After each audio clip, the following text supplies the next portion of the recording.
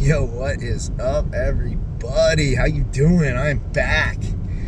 I am back. Last year, man, I fell off. There was so much going on. It was a rough year, especially health-wise. I had, quite a few things I found out about my body that, led to very little fitness last year or anything, and a lot of changes, a lot of needed changes to adapt to, what's going on with my body. I don't want to bore you guys with that, though. If you want to know, you can ask, and maybe I'll make a video about it, but I've had to change my fitness. I pretty much can't do CrossFit anymore. I want to try, but I don't know if the pain and the swelling and the things that will happen because of it, if I want to not be able to work out because of that. If I do one day of even power cleans or snatches, I'm probably going to be out for like a week because of the swelling that's caused. But a cool thing that I'm finding is I'm falling in love with bodybuilding, man. Like, I didn't think it'd be possible. I love the intensity of CrossFit. Not that you can't be intense in bodybuilding, but the intensity in CrossFit and the overall technique you need for the lifts is beautiful. In bodybuilding, you bench. Yeah, there's a technique to it, but you get it down, and once you get it down, it's there. You know what I mean? But the snatch, the clean and jerk, power snatches, power cleans, they're beautifully technical, and if you're out of position at all, it becomes very hard to complete the lift, and you can very easily tell that you did something wrong. Whereas bench press is not like that. I mean, there's so many people that do it wrong and can still do it. It's fine. You barely see people warm up for the bench. They go in there and go, bench press. You know what I mean? I think that's why so many dudes go in and just bench, because they're too lazy. They don't want to mobilize. They want to do as little as possible. They want to do their set of 8 and then sit on their phone for 15 minutes and do their set of 8 and shit like that, which there was a guy yesterday doing that. It took him over 30 minutes to do 3 sets on the supine press. It was freaking ridiculous, bro. But that's why he's not making gains, right? But, I'm falling in love with the beauty of it. I'm falling in love with watching my body change. And I think a big reason for it is the last time I did a physique show, I think I started at like 170 pounds, but by the time I cut for the show, I was like 150 on stage, and I was little and scrawny, and I manipulated my carbs in the wrong way, so I was super flat on stage. It was my first time, didn't know much, didn't have much guidance, and I just wasn't that knowledgeable about it, especially nutrition for bodybuilding and things like that. But being bigger now and having more muscle, I think is helping me love it. Because when you're a little scrawny dude, I don't know, it's not as cool. You cut down and, you feel like a little pissant almost. 150 pounds, even cut up and diced, is just scrawny. It's little, it's weak looking. You put a shirt on, no one knows you work out. And we work out because we want to look good. We want clothes to look good on us. We want to be mistaken for steroid users and stuff like that. You don't want to put a shirt on and be like, fuck, it looks like I haven't lifted a day in my life. You know what I mean?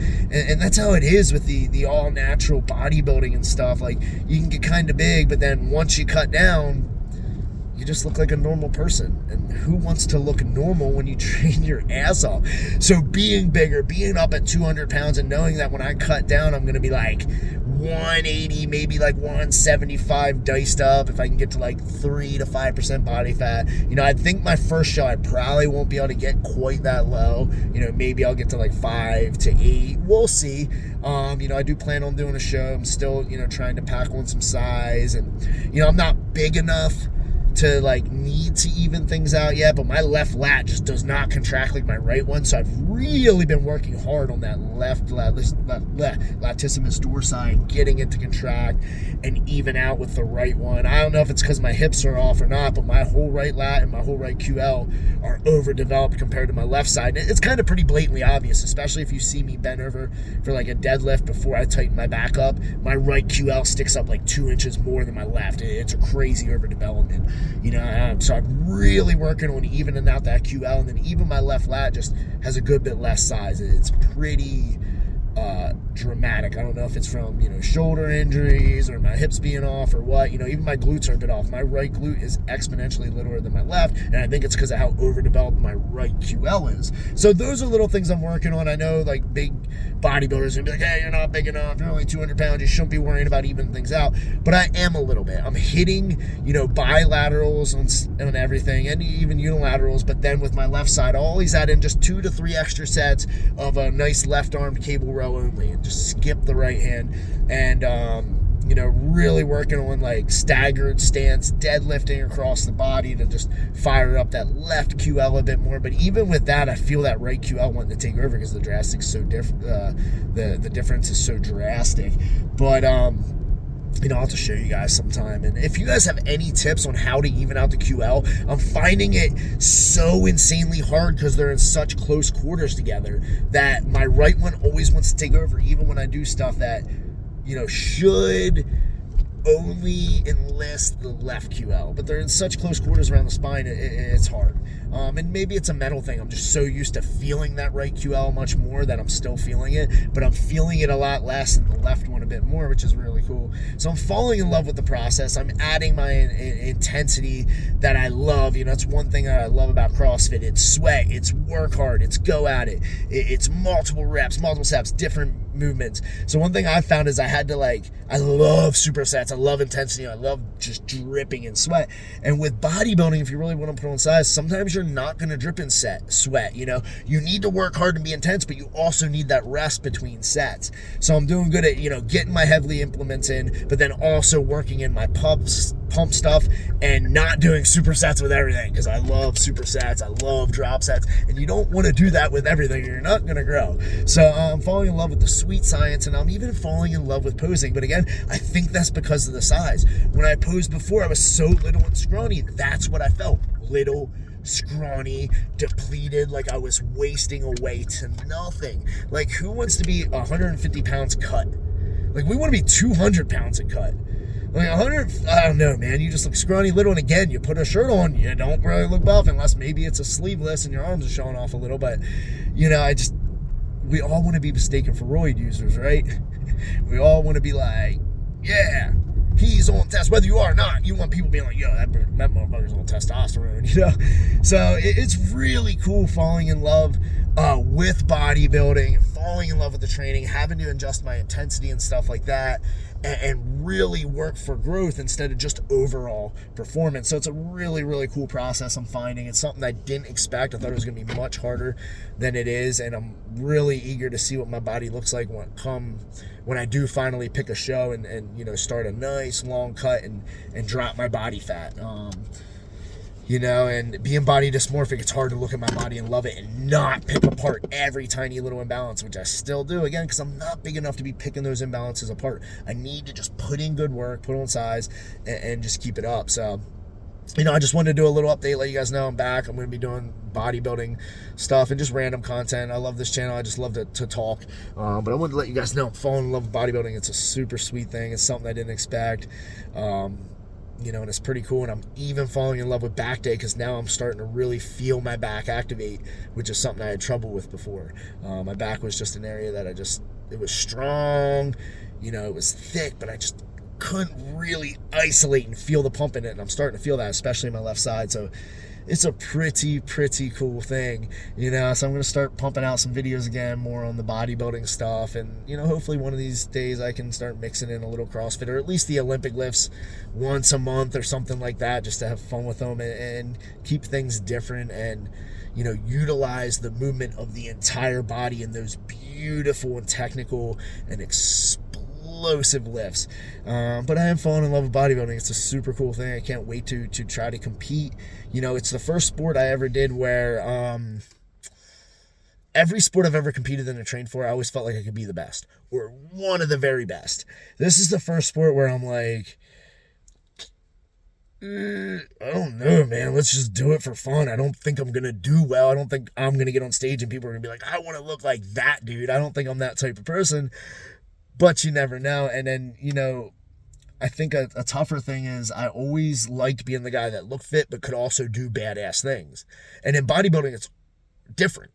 you look super fit and cut and like you can do badass things, but most of them can't do muscle ups or handstand walks or backflips or ring muscle ups or rope climbs, multiple rope climbs, 100 burpees in 4 minutes. They can't do that badass stuff, but they look like they can. And I pride myself on being somebody that looks the part but can also perform, that looks jacked, ripped, and strong and big, but can still run a 5 or 6 minute mile.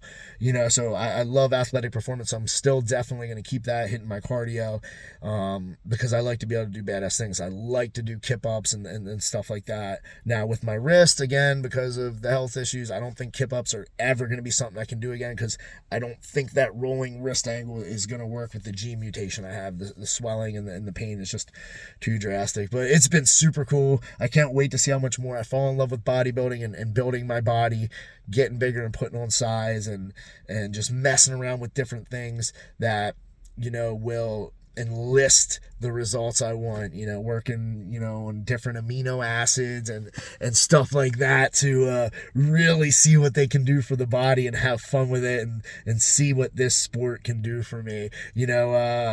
Never thought I'd be doing beauty pageants, but that's where we're at, man. I love fitness so much, I don't know why I didn't think I would fall in love with this, because I just love fitness in general, and at least I can do this. Yeah, I may not be able to CrossFit ever again, or maybe I'll only be able to do it once a month for the rest of my life, or maybe once a month for the next few years before things get too bad.